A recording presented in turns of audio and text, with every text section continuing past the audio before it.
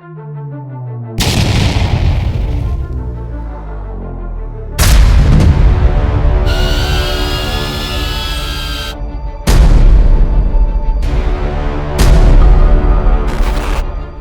17th August, the biggest news comes from the Pokrovsk direction.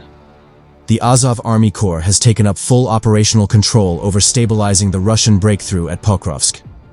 With the situation reaching critical levels and threatening to overturn a year of Ukraine's fortification work, Azov and its battalions are immediately getting to work on smashing the Russian salient back across the river. As Russians took Ukrainians by surprise, they broke through 18 kilometers deep behind the Ukrainian front line and penetrated through Ukraine's new Donbas defense line while it was unmanned. However, as the reality of the situation got through to the Ukrainian High Command, they acted quickly and redeployed Ukraine's 1st National Guard Army Corps, led by the famed Azov Brigade at its head.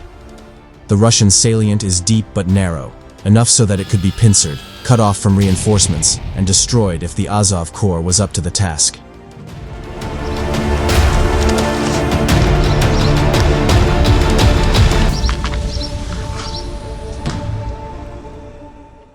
The recently redeployed forces immediately got to work, as the first step was to prevent the Russians from expanding their salient, allowing them to entrench and threaten Ukrainian logistics further on an operational scale. Open-source military analysts show that the 1st Da Vinci Assault Regiment attacked the Russian breakthrough head-on, and during the first day of clashes, they were able to blunt the spearhead and push the Russians back to Zoloty Kolodiaz.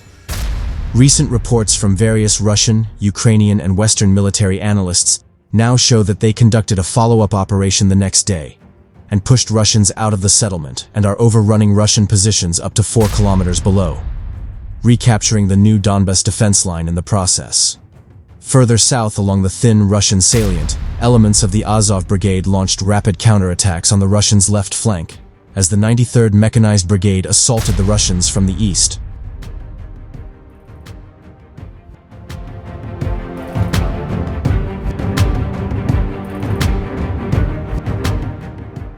Satellite data shows numerous impact craters of Russian aviation glide bombs all over both sides of the salient, the locations of which indicate the Ukrainian attack was very successful and resulted in the capture of Kutuzivka, with prominent Russian and Ukrainian sources noting Ukrainians have fully encircled the Russians in 2 separate pockets. Possibly realizing their goals were becoming too ambitious, Russians attempted an offshoot maneuver between Rodinsky and Belitska, hoping to at least achieve an operational encirclement of Pokrovsk as their larger breakthrough was faltering. However, Azov quickly responded to this maneuver as well, rapidly cutting off the Russian axis of advance and eliminating dozens of Russian soldiers. Command of the Azov units reports that in the past several days of fighting, the 1st Army Corps has eliminated 271 Russian soldiers, wounded over 101, and has taken 13 Russian men as prisoners of war.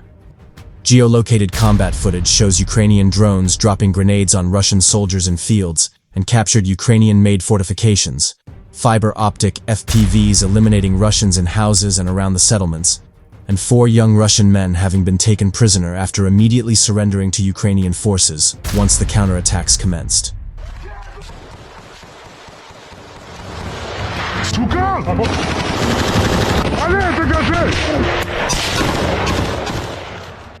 Notably, while Russians have crossed the Kazeny Torets River, they did not take control of any major river crossings or a particularly wide base to transfer manpower and logistics over.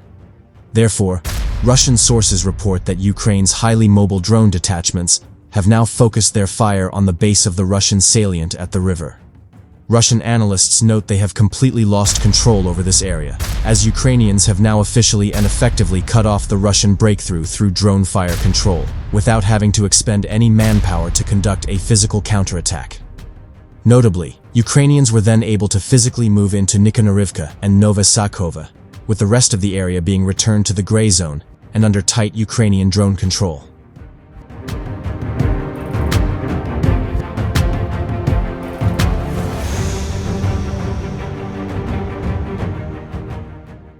Overall, Ukrainians have curbed the immediate threat of the Russian Dobropilya breakthrough and completed the encirclement of an estimated 800 Russian soldiers, hundreds of whom have already been eliminated in the fighting of the past few days.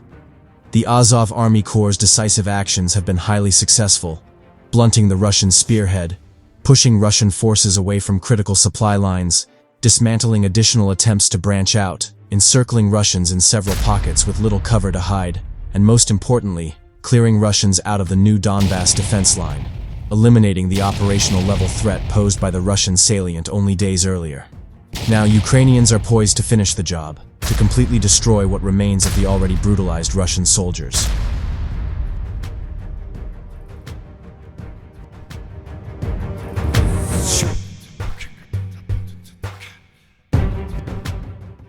Russian propagandists published a video showing Russian military forces riding an American-made armored vehicle, flying both Russian and American flags, allegedly in occupied Ukrainian territory. The propaganda video emerges against the backdrop of the controversial Trump-Putin summit that took place on August 15, 2025 in Anchorage, Alaska. The meeting failed to produce a peace deal for Ukraine, despite Trump's expectations for progress.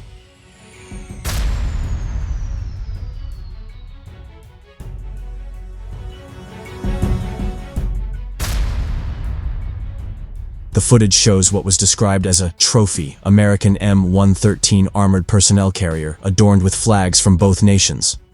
Russian propagandists claimed the vehicle was rushing into battle near the village of Mala Tokmachka in Zaporizhzhia Oblast. Andriy Yermak, head of Ukraine's presidential office, strongly condemned the propaganda video. How should this be understood? Russian propagandists are showing a video where Russian equipment goes on the attack with flags of Russia and the USA, Yermak wrote on Telegram. In fact, Russians are using United States symbols in their own terrorist, aggressive war with the killing of civilian people. Maximum audacity.